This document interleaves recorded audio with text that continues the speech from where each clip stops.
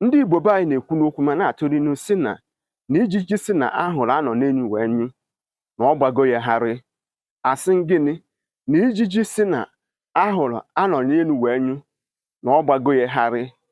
Ozi a na-agara ọtụtụ ndị kpọrọ onwe fa Ezenwayi, mana ọ ga-amasị m nke ukwuu ka m ga-abụ onye Igbo biko nye m ọsịsa gbasatara okwu a dịka o si wee dị n'ọdịnala na omenala Igbo.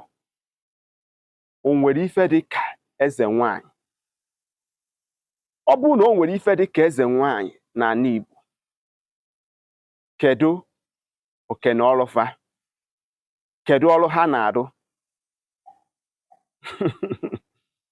Ndị be anyị sị na anọkọ were ya dị ya n'udene atọtue ngịga. Ka m gwa unu nke bụ eziokwu,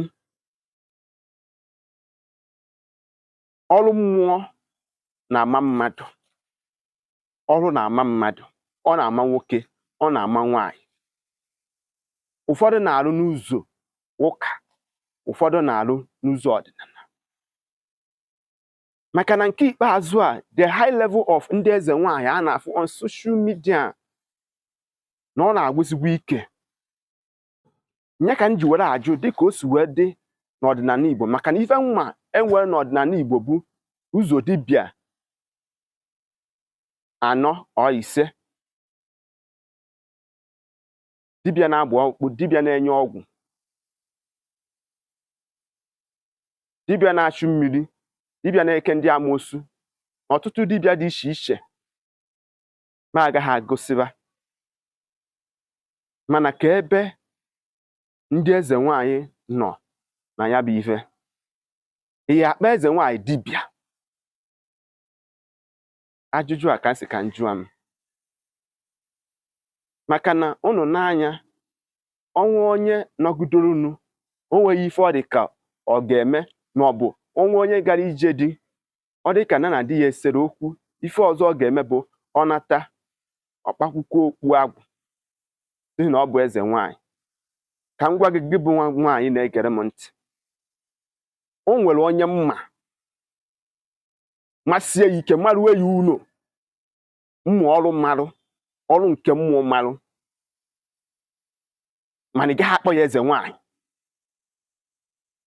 Mana ị bịa ọrụ alụghị ọrụ otu, ọrụ ọgbanje, ma ọ bụ ọ gwaghị onye n'ụrụ gị ụwa.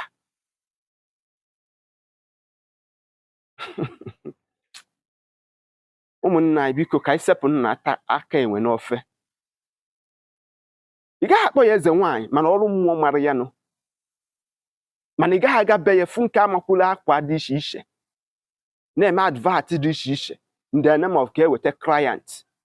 Mana ụsọtụ niile onye ọbụla nọ within Anambra State beyond ma onye na-ekwu, and onye bụ onye agụrụzi Igbo. Maka na ịrụ ụka ịfụnanya. My final conclusion, ọ bụrụ na ịbụ nwaanyị na ọrụ amara gị, oke soro ngwere ma mmiri, ọkọ nke o nwekwara ike ịkọ ngwere, ọ gwụsịkwa ka ọ ha n'onu. Aka mbụ nwanne gị nwoke bụ Maazi-UC. Ọ bụrụ na ọ bụ mbọsị mbụ, nnọọ sonyere m ma gbasara m ozi a. Echefu na ịga na my YouTube page ka itinye m akaraba gị ka ije kirie ihe niile nke m mere ya bụ ihe. Gwa m ebumnobi gị. Ndewonu.